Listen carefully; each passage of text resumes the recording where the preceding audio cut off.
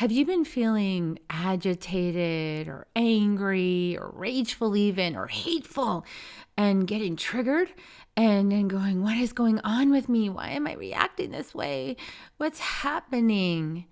Well, in this episode, we're going to be talking with Emmi Mutale about the feminine and, this feeling of rage and this feeling of anger that wants to come through. What does it mean? How do we hold those feelings in a sacred way? How do we process our anger without hurting anyone or ourselves? These are all the topics we're going to talk about today on Soul Nectar Show. Join us to find out more. Soul Nectar Show, the Soul Nectar Show. You're invited, delighted to discover who you are. Anything is possible if you believe. So join us on this beautiful journey. Soul Nectar Show, Soul Nectar Show. Hello and welcome everyone to another episode of Soul Nectar Show, that show where we talk about all things essence, where we gather around the campfire and we share our stories of connection to that which is greater than us, to the big mystery beyond the veil, to those synchronistic moments that lead us inexorably towards a deeper understanding of who we are and why we're here on earth, why we came here. I'm your host, Carrie Hummingbird, and I love these conversations. Every week I get to talk to amazing people about the human experience. And, sometimes we have these fantastical conversations and we talk about star seeds and we go off into galaxies and we go into multidimensional awareness of ourselves. And we had a lot of really interesting places in the divine feminine. And I mean, there's so many topics we explore here. And sometimes, the topics that would serve us the most to explore, we kind of put on the back burner, we avoid because it's uncomfortable. And today's episode might touch on some of those things, but in a really beautiful, gentle way. So please stay with us because we're going to be talking about the feminine and its relationship with anger and rage and those feelings that our ancestral women had and that we have had that haven't really been given a place or a safe way or a consistent framework for being expressed and released. And I think as women, we're being called forth, and I know men also have been denied the ability to express anger and rage. My son is going through some of that right now, and my heart is so open to him because I know the power, what happens when you're able to express it, when you're able to release it, not with hurting anyone, but able to actually feel what your feelings really are and release and express that in a healthy way. It really sets you free to so much more clarity inside your body, so much more acceptance. And a lot of times people ask me, how can you be so joyful, Carrie? Because there's so many bad things going on in the world. And I say, well, I feel my feelings about that. I feel my anger. I feel my rage. I feel my hatred. I let life give me those experiences to help me tap into places where I've repressed those feelings so that I can express them and feel them in a healthy, contained way, that I'm not like affecting other people negatively, but I can actually express my feelings and get in touch with myself and walk around the world that way. So we're going to have a great conversation about that today. I hope you stay with us. We have Emmi Mutale with us. Welcome, Emmi. Thank you so much. Great to be back. I'm glad you're back. Emmi was on the show previously, and I'll put a link in the show notes to our last conversation so you can get caught up on Emmi's story, which is fantastically gorgeous, beautiful story. I want you guys to hear her story, so I'll put that link below. And you should just know, if you haven't seen that other interview, that Emmi is an intuitive healer. She's an energy medicine practitioner. She's a shamanic womb priestess and teacher, and she's dedicated to reawakening ancient feminine wisdom. And she holds a safe, sacred space for deep healing and transformation for women of all ages around the world, and enables that emergence of authentic connection we're talking about here, that authentic connection, profound knowing, inner power. And that is part of that equation, is our deep rage and anger and outrage at the things that have happened and perpetrated upon women and peoples for a long time on this planet.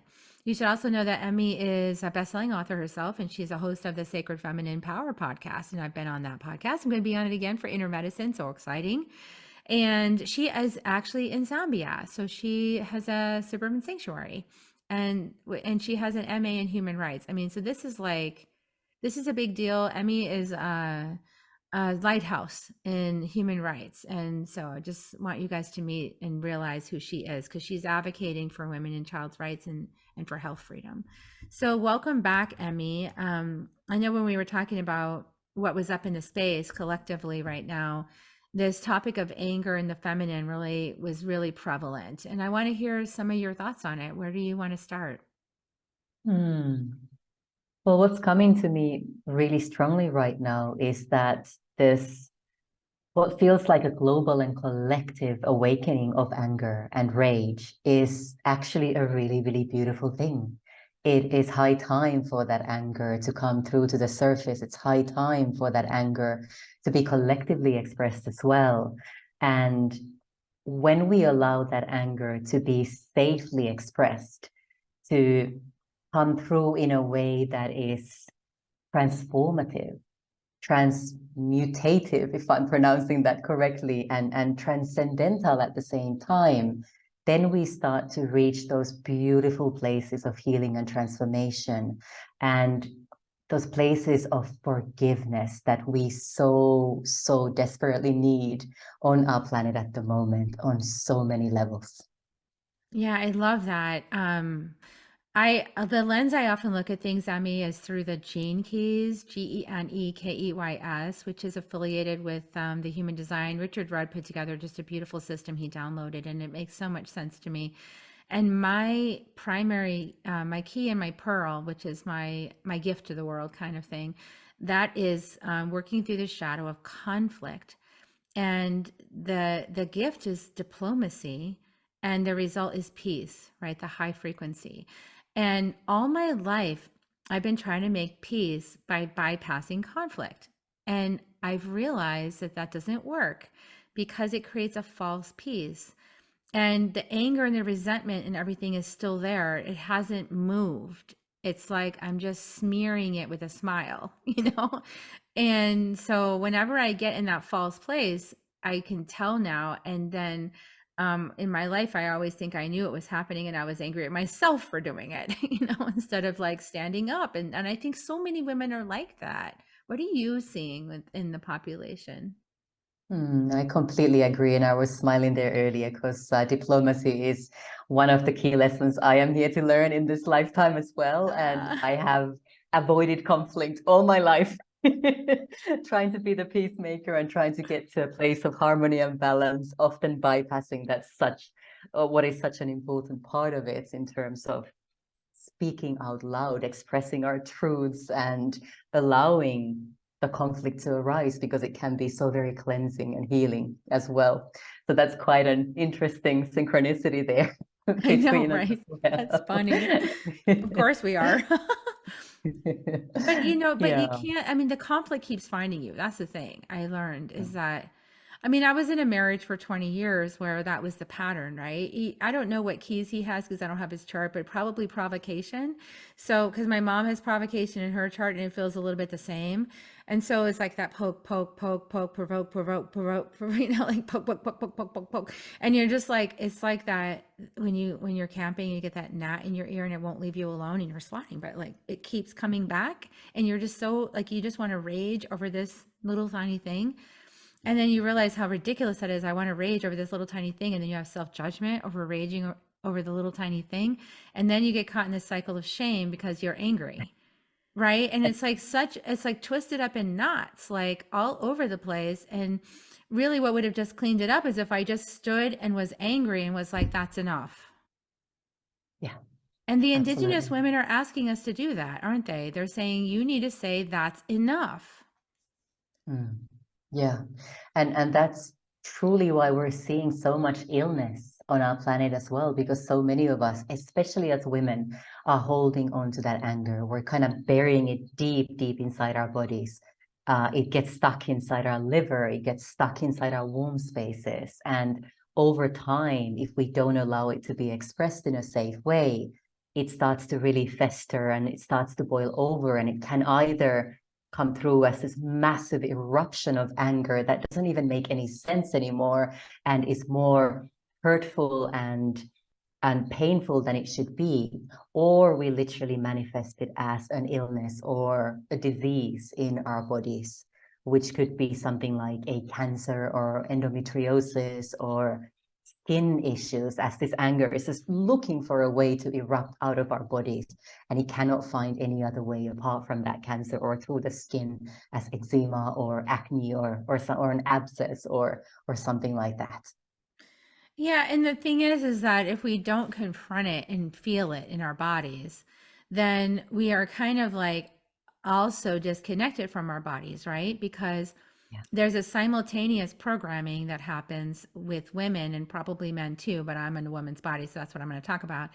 Is that we have these traumas and we have these systems of shame, misogyny and systems of shame that are built up to make women ashamed of their bodies, ashamed of their emotions, and ashamed and repressed in their feelings. They're big, powerful feelings. Anger is a powerful feeling. And we're specifically told we're not allowed to have that feeling as a female, and many men as well. And so how do we have to move through the anger, and we have to reclaim our bodies, because if we're disconnected from our bodies, then we're actually also preventing our own awakening, right? Our own enlightenment process is stalled out because we're not feeling everything that's inside of our bodies. Yeah, absolutely. And that is such a huge part of the conditioning that we've all have been brought up in, pretty much collectively, globally, especially as women again. And as you said, we have been taught to suppress and hide our anger. We have been taught to remain silent when all we want to do is scream or voice our expressions and opinions and let it be known that an injustice towards us has been done. And yet there is this massive culture of silence and silencing that we have been born into for most of us. And this idea or this narrative of having to be the good girl who is seen but not heard, or not even seen often, who just kind of goes about her life doing what she's expected to do and never rocks the boat, never strays off the path, the beaten path, and is dutifully fulfilling her role as the stereotypical woman or female. And it is incredible that we are now in 2023, how strong the stereotype still is, and how many of us continue to buy into that, often without questioning. And if the questioning starts to come through, it takes a hell of a lot of courage to actually follow that up and start to change our patterns and our beliefs around that as well. Yeah, and I realized at some point in the last couple of weeks that there's like there's different, it's like an octopus. There's different arms of the matrix system. So like Yeah. if you are a woman and you're constantly all people in the United States, for example, are getting poked constantly. Like for stupid little petty stuff, right? That like adds up and stacks up because it's really annoying little stuff.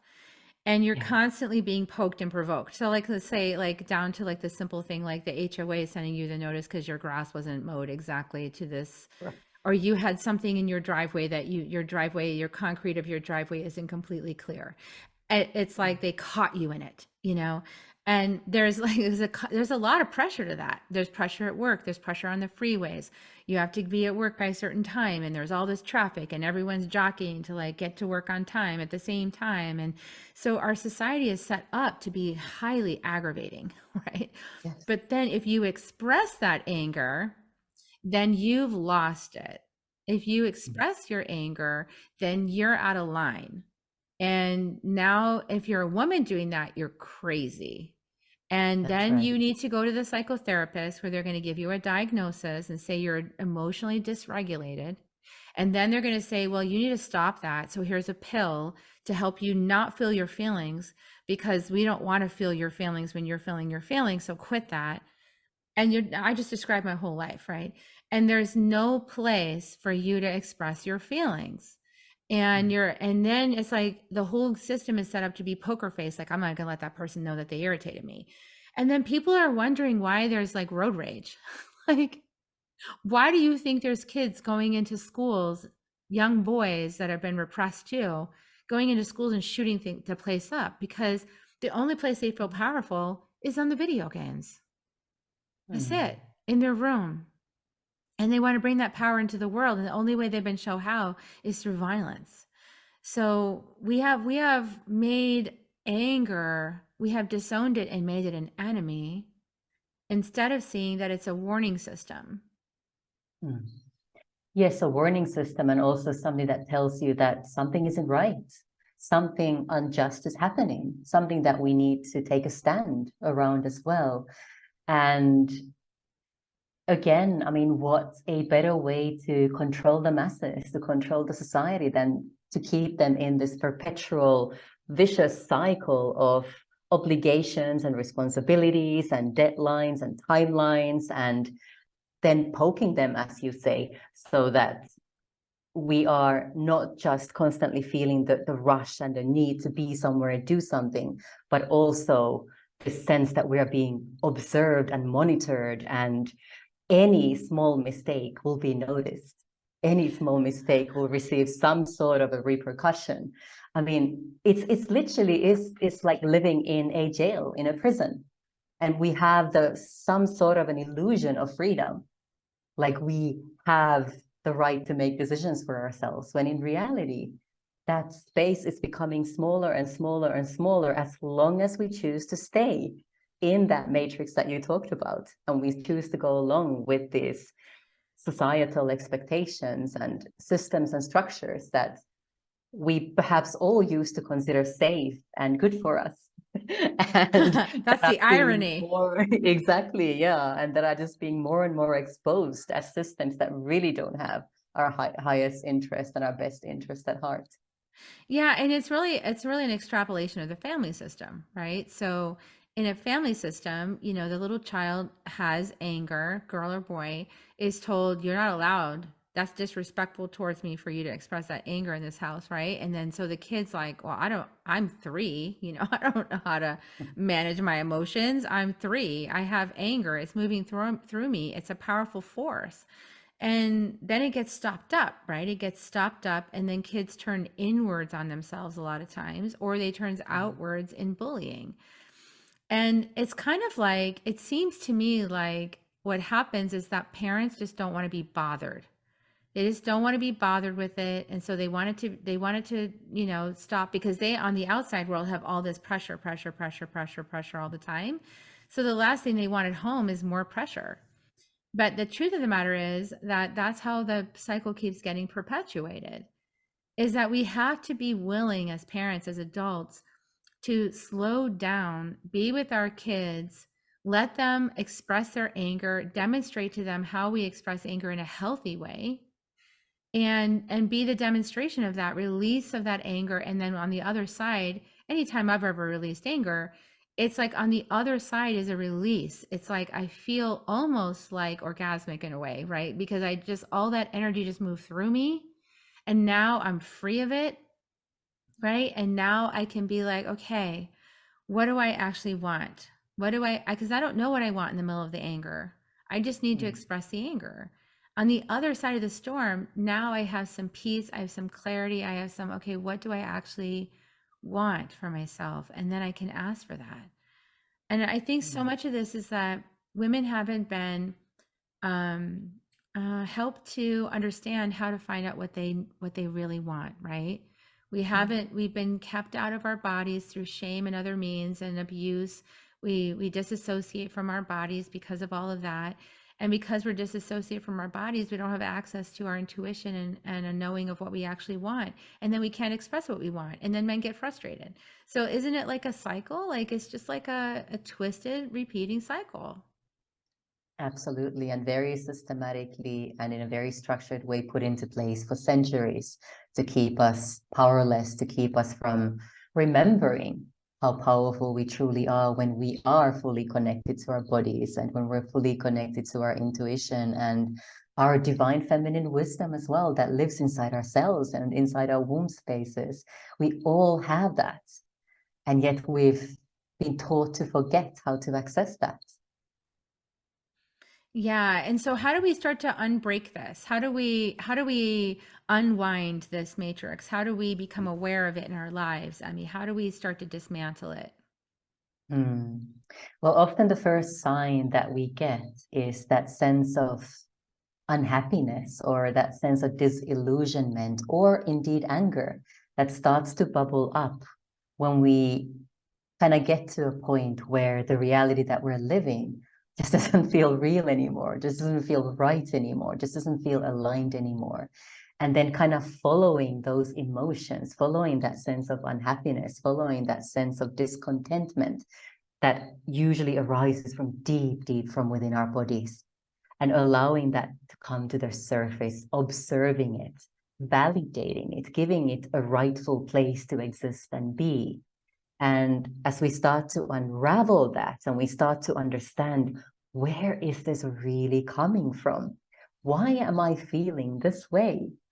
You know, is it from this lifetime? Is it coming through from past life experiences, perhaps? Or is it something that I have carried on through my lineages? Is it something that my great great grandmother already was feeling and holding on to and has passed it down the generations into me now as well?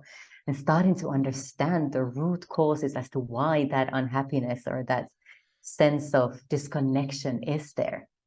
And then with that recognition, with that validation of that, then comes the true healing and transformation work through which we are able to then transcend and transform and transmute the trauma and the wounding and the scars that we're carrying inside our DNA and our cells and again our wombs, because I work a lot with the womb, so I keep mentioning that we hold a lot of this inside our womb spaces.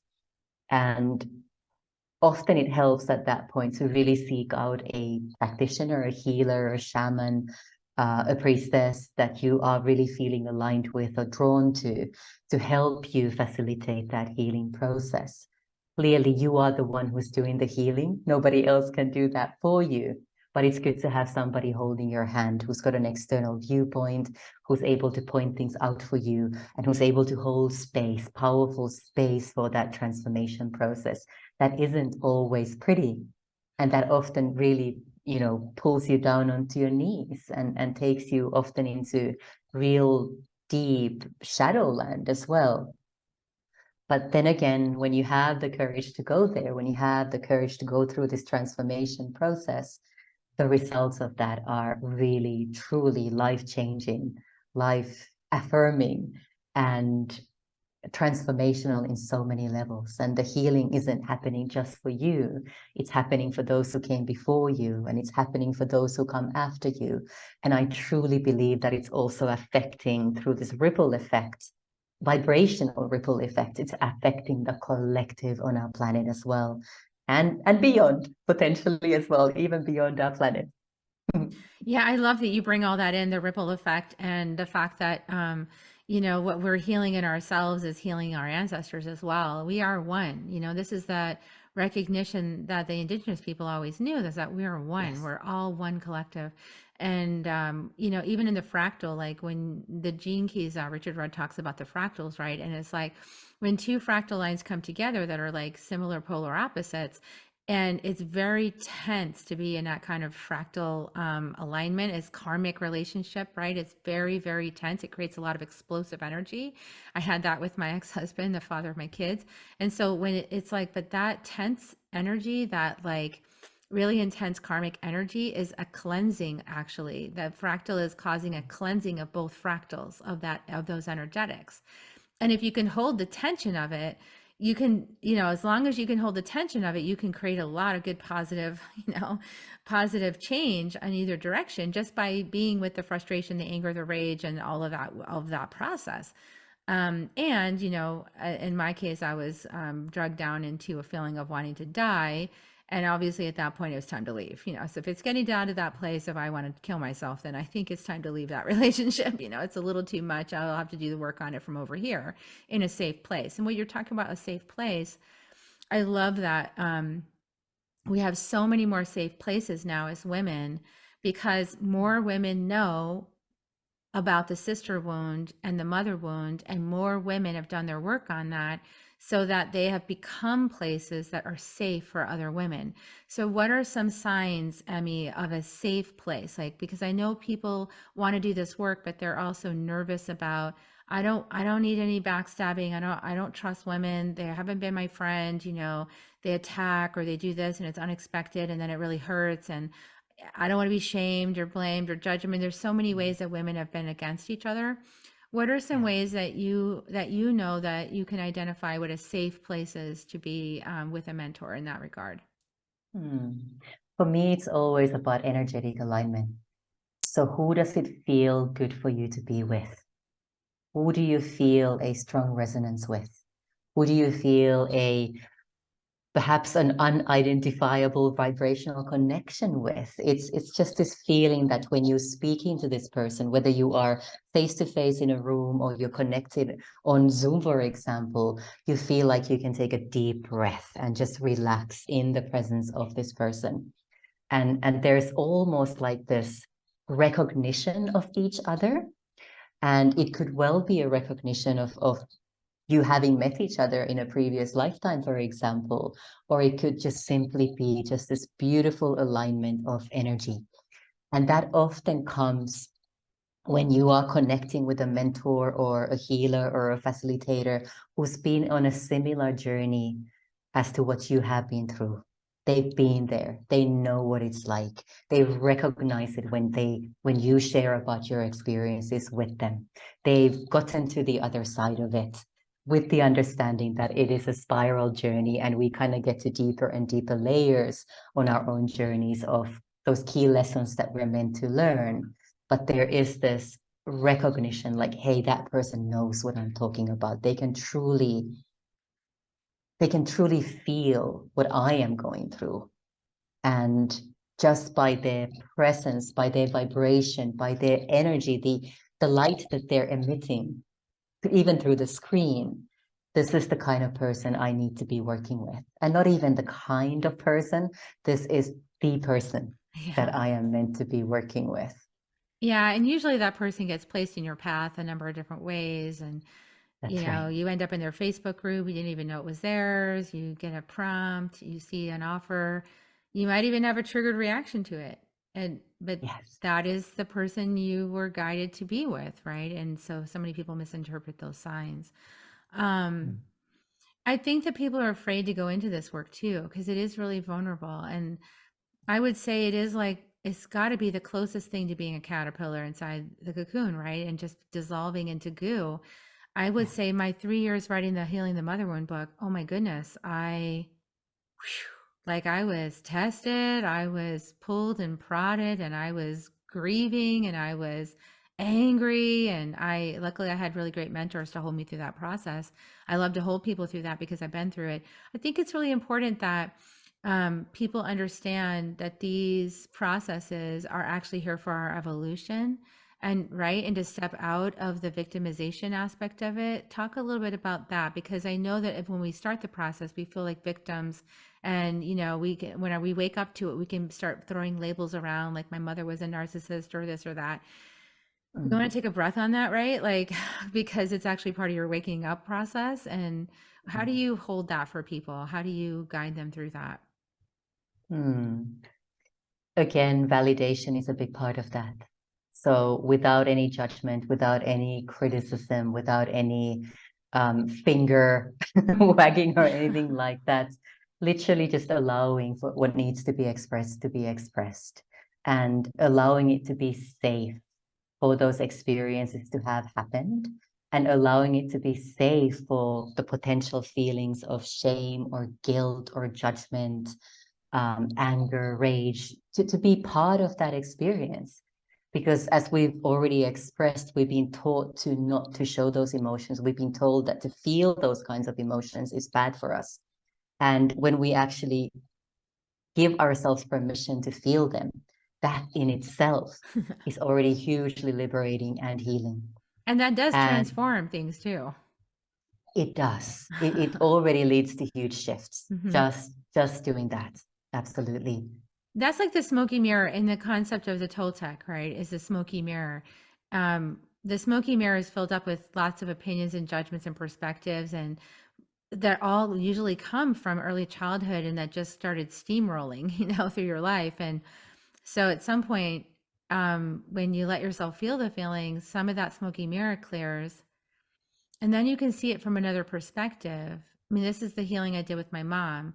My mom and I would always combative, right? Like it was never like a warm, cozy relationship. So me with other women was really challenging. And I didn't really trust them. I was like at arm's length, like testing. And I have been that kind of person. My husband even says I still am. He's like, you just keep things at arm's length and you sit back and watch and watch and watch and watch and watch and watch and watch. And then you see, and then you start to believe maybe. And so when you've been somebody that's been traumatized, like that's kind of how you are. Like you're looking around like, I'm not really sure I believe this person. And so but what I did, my coaches were like, Carrie, if you just suspend belief in your own story for a little while too, something else might come in. And so this is, I guess it's a mild form of gaslighting myself, but it's kind of like more like just opening to the potential that how I was seeing things at 3 or 5 or 7 or 12 or 15 was maybe some smoky mirror. And if I could actually feel the feelings, that might clear up some of the mirror. And if I could kind of breathe through it, like you said, and open up, there could be another way to see it when I become willing, right, to see it another way. And I might find a piece of truth over there, not to deny my truth or cover up my truth, but just to go, oh, that's another way of looking at this. Okay. And that's a diplomacy, right? That's the diplomacy within. That's right. So very true. And I think also what's important to remember is that those younger versions of ourselves, whether it was the version of ourselves inside our mother's womb who got traumatized or triggered, or the toddler who got shouted at by mom or dad, or the teenager who was rejected by the first boyfriend or something like that, whatever led to trauma, whether that is huge trauma or so-called small trauma in our lives, those versions of ourselves continue to live in the so-called matrix. They continue to relive that trauma. They continue to believe in those stories that were formed during those moments of trauma. And the beliefs that they took on during those moments of trauma will stay on and keep kind of repeating themselves in our lives until we die, unless we actually recognize the patterns. And what I love about the work that I do is that we actually go back to those younger versions of ourselves and we work with them directly to help them release the trauma and come to a place of empowerment so they can change the beliefs that were taken on and safely heal the trauma. And that then, again, we come to the ripple effect, has a massive ripple effect on ourselves as we are now and as we move forward into the future. Yeah, and I like to encourage people to do that because that creates like a massive blast of light and healing, like from your early childhood all the way up to you now. And it does heal stuff. And if you do it, and you know what, guess what? You were the baby, you were the fetus, right? So that's you. So you can go back to you and heal you. Like even if you were inside the most toxic womb ever because your mom was going through like major trauma, you can go back and encapsulate yourself in light, and heal yourself with light so that your life, your timeline can take on a new direction, That's right. Yeah. I love that. That's right. I believe in that. I have this meditation, Emmy, where I realized I could recapitulate. In the Toltec, they have the recapitulation technique where you go back and it's kind of like pranic healing, I guess. You like breathe out the shadow and you breathe in light and you breathe out the shadow and breathe in light. You just kind of like keep moving the energy that way. And I realized you could just do that. Like you could just call up your baby self and see what you see, breathe out the trauma, breathe in the light, breathe out the trauma, breathe out the light until you're kind of high, and then go to your 1-year-old and do it for that. Like you don't have to even know what happened. Like, is it really important to know what happened? What's your perspective on that? Is it important to know the Mm. details, or can you just move the energy? You can absolutely just move the energy. Some people will want to know the details, and I think that's perfectly fine. I'm one of those people who kind of likes to know what happened and what beliefs were taken on, whilst at the same time also being very, very open and welcoming and receiving to quantum healing, that it can just literally happen like that. But for me, I really do enjoy the process of understanding at a deeper level what was going on, what are the root causes to some of the issues that I'm dealing with at the moment. And to Mm. actually go back, let's say, to that version of me who was inside the womb, have a conversation with her and understand like what were the beliefs that she took on because mom was smoking or because mom and dad had an argument that she literally heard inside the womb. What were the beliefs that were taken on? And what is the red line that connects those beliefs to how I am now and how I continue to tell certain stories to myself? For me, that is incredibly liberating. And then to be able to work with that embryo inside the womb. I work a lot with matrix re-imprinting and tapping, for example, and to be able to use those techniques with that embryo to really change her reality, it is incredibly powerful. Yeah, that's beautiful. And I bet you see changes in clients like happen very fast too with that, don't you? Like give us an Yeah. example of like a client that had some transformation. What does that look like on the other side of some of this healing? A couple of months down Mm. the road or 6 months down the road? How much time does it take to see the healing and what does that look like? Yeah, it really depends. It's unique for each individual. And sometimes the healing can be like immediate. The shifts and changes are pretty much immediate. Sometimes it takes a little bit longer to integrate the healing process and for the changes to be seen. And sometimes you need a few sessions before something is truly and completely cleared. But I was just recently working with this beautiful woman who her whole life kept on believing at a deep subconscious level that there was something wrong with her, that there was something wrong, essentially wrong with her. And when we started to dig deeper with this, we went back to a past life where she had actually been. I'm not going to go into too much detail so that she cannot be recognized from this story, but essentially she had gone through um, childbirth. Her baby had died at childbirth, but nobody told her what was wrong with the baby initially. She came out of that process of labor thinking that she had given birth to some sort of an abomination that was just literally removed from her, after which her husband also rejected her, and nobody in the community wanted her anymore. So it was literally, she was cast out. She was thrown out of the society and had to live the rest of her life in the forest away from everybody else. And she had taken on a lot of beliefs around rejection, about being cut off, being shunned, being not accepted, not loved, and so on from that experience. And then when we went back to that experience and actually worked with that version of herself in that lifetime, she had so many realizations about what actually happened, not the stories, not the beliefs that she'd taken on, but what actually happened. And she was able to understand at such a deep level what her role in that lifetime was, what it meant for her to actually step aside from that village and live from the forest. And she actually became kind of like this guardian, this warrior lady, this guardian who was from a distance sending so much healing, so much light, and bringing about so much beauty and transformation into that village and that society. It was almost like she was a priestess who was not meant to live with the people, but was meant to be doing her healing work from a distance and really channeling her power and doing that work in a way that didn't get the interference of our usual day-to-day human relations and so on. But it literally changed the way she's looking at herself. It's there's so much lightness in her now. There's a sense of happiness in her that wasn't there before. And there's no longer this need to constantly have to validate her story externally and to have somebody keep telling her how wonderful she is. She's got that very strong kind of like an aligned sense of who she is, what she's meant to do in this lifetime as well, and how she's truly meant to serve the communities around her. That's beautiful. And I think validation is such an important thing. And being able to self-validate is a beautiful gift out of that, and that inner knowing of her value and her worth, and that story being rewritten, that's beautiful. And often, sometimes I wonder with clients, I just think it's like an art. Sometimes it might just be the brain's way of explaining something that's going on deep inside, right? It's through the story. So it's kind of fun. Yeah. Yeah, it's beautiful.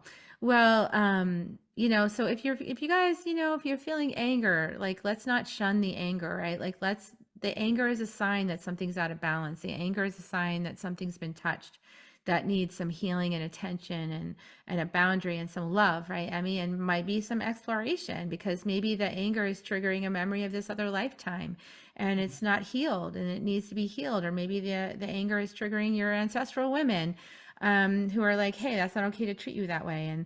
And maybe the anger is just telling you need to speak up and you need to stand in your power. So it's really your inquiry, and every woman's inquiry, and every person to go into that space and take a look, right? I mean, it's like, that's the work. Absolutely. That is 100% the work. And the rewards at the end of that journey are just beautiful, expansive, and life-changing in so many ways. That's beautiful. I love it. So I know that you have your podcast that people can reach out and watch episodes on your podcast. Is there anything else that you want to just direct people towards? You've got a lot of things going on, but you have Sacred Feminine Power as a podcast. I'll put a link in the show notes. Is there anything else that you'd like people to know about before we head out? Well, right now, I'm working on a book collaboration, a really beautiful collaboration. The book is called Return to the Mother World, Ancient Feminine Wisdom in Times of Transition. And it really is a book that shines a healing light and brings medicine into these changes that our collective and our planet is going through at the moment. And it's also about paying homage to the Great Mother and the rise of the Divine Feminine.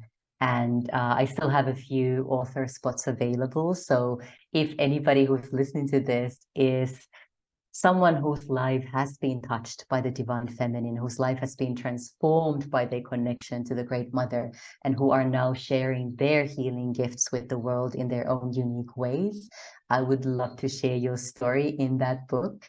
And I'm also including an audio component in the book where you get to record a prayer or a ritual or a meditation or an activation. And I'll be doing an online summit as a complement to the book as well. That's yet another layer or an opportunity for you to reach a wider audience, get your story heard by more people, and really share your medicine with everybody as well. Oh, that's beautiful. Awesome. I'll put a link in the show notes to all that information. Might just be an email to Emmy, so we'll see. It'll be down there in the show notes. And in the meantime, wow, thank you, Emmy, for being on the show again and for sharing your deep wisdom and your beautiful presence and your energy is so lovely. Thank you for being here. Thank you. And I welcome everybody to like and comment. Please share with us what you thought about this conversation, what came up for you, what arose for you, what permission are you going to give yourself now in your life that maybe you wouldn't before this interview. And talk to us. Tell us what you thought. And leave a comment, review, subscribe, all that kind of stuff. And we're going to give kisses now. So here they come. So Emmy, we're going to give kisses, everybody. We love you so much. Here come your kisses. Yay. We'll see you guys next week on Soul Nectar Show, everyone. Bye for now. Bye. Thank you. If you found even one gold nugget in this episode of Soul Nectar Show, will you do us a favor? Will you subscribe, like, and share this episode? Maybe even write a comment and let us know what you thought about it. We really, really want to engage with you at a much deeper level. Let's be part of community together. Have a great week, everyone. Bye for now. To dive in deeper to nourishing conversation, visit soulnectar.show. Soul Nectar Show. Awaken, awake to show. Take a sip from the drip of nectar, from the source of who you are. Soul Nectar Show. Yeah, yeah.